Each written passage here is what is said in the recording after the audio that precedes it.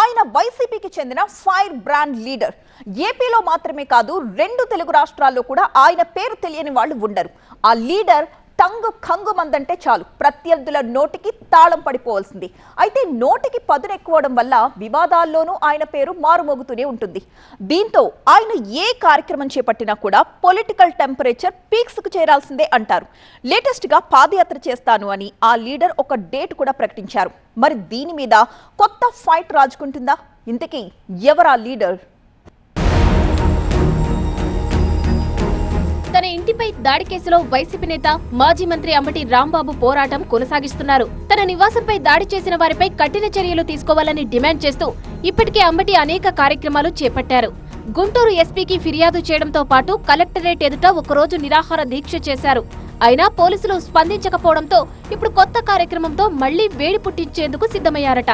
ఈ మ్యాటర్లో కూటమి సర్కార్ సరైన చర్యలు తీసుకునేంత వరకు తన పోరాటం ఆగదంటున్నారు అంబటి.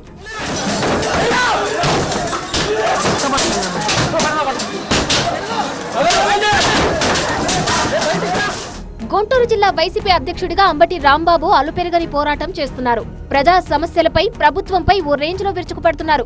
ఓవైపు ప్రజా సమస్యలపై జనంలోకి దూసుకెళ్తూనే మరోవైపు తన ఇంటిపై దాడి కేసు నత్తనడకన సాగుతోందని అంబటి ఆరోపిస్తున్నారు. ఈ కేసు విషయంలో పోలీసులు సరిగ్గా దర్యాప్తు చేయడం లేదంటూ ఆయన పోరుబాట పట్టారు.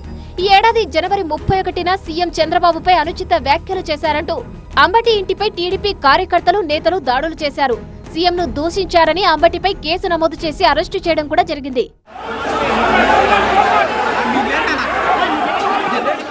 జైలు నుంచి విడుదలై వచ్చాక తన ఇంటిపై దాడి చేసిన వాళ్లను శిక్షించాలంటూ అంబటి అలుపెరగని పోరాటం చేపట్టారు.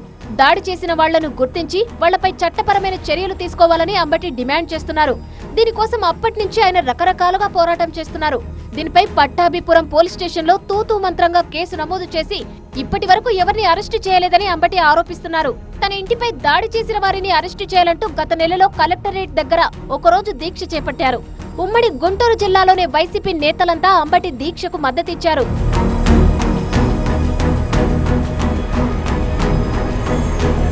ఈ కేసుకు సంబంధించి ఇప్పటికే పలుమార్లు ఎస్పీని కలిసిన అంబటి రాంబాబు దుండగులపై చట్టపరమైన చర్యలు తీసుకోవాలని డిమాండ్ చేస్తున్నారు. ఓవైపు డీఎస్సీ అక్రమాలపై క్షేత్రస్థాయిలో పోరాటం చేస్తూనే మరోవైపు తన ఇంటిపై దాడి అంశానికి సంబంధించి పోరాటాన్ని కొనసాగిస్తున్నారు. ఈ కేసుకు సంబంధించి పోలీసులు సరైన చర్యలు తీసుకోలేదని ఆరోపిస్తూ వచ్చే నెల 29వ తేదీన పాదయాత్ర చేస్తానని అంబటి ప్రకటించారు. గుంటూరులోనే తన నివాసం నుంచి డీజీపీ కార్యాలయం దాకా పాదయాత్ర చేయనున్నట్లు ఆయన తెలిపారు. తన పాదయాత్రలో జిల్లా వైసీపీ నాయకులు, కార్యకర్తలు పెద్ద ఎత్తున పాల్గొనాలని పిలుపునిచ్చారు. ఇలా ప్రభుత్వంపై ముప్పేట దాడి చేసేందుకు అంబటి సిద్ధమయ్యారని వైసీపీ వర్గాల్లో టాక్ నడుస్తోందట. తన ఇంటిపై దాడి కేసుకు సంబంధించి పార్టీ నేతలందరినీ కలుపుకొని వెళ్తూ సుదీర్ఘ పోరాటానికి అంబటి రంగం సిద్ధం చేసుకుంటున్నారని టాక్. 29వ తారీఖున ఎక్కడైతే మా ఇంటి మీద దాడి జరిగిందో అక్కడ నుంచి పాదయాత్రతో బయలుదేరి డీజీపీ ఆఫీస్కి వెళ్తా. తాడేపల్లిలో ఉన్న డీజీపీ ఆఫీస్కి వెళ్ళి, అయ్యా నా మీద దాడి చేసిన వారిని మీరు ఇంతవరకు అరెస్ట్ చేయలేదు, ఇప్పుడుకైనా అరెస్ట్ చేయండి అని ఒక వినతి పత్రాన్ని ఇవ్వడం కోసం నేను పాదయాత్ర రూపంలో వెళ్తున్నాను. కూటమి సర్కార్ను గద్దదించే వరకు ముప్పేట దాడి తప్పదంటున్న అంబటి రాబోయే రోజుల్లో ఎలా ముందుకెళ్తారో వేచి చూడాలంటున్నాయి గుంటూరు పొలిటికల్ సర్కిల్స్.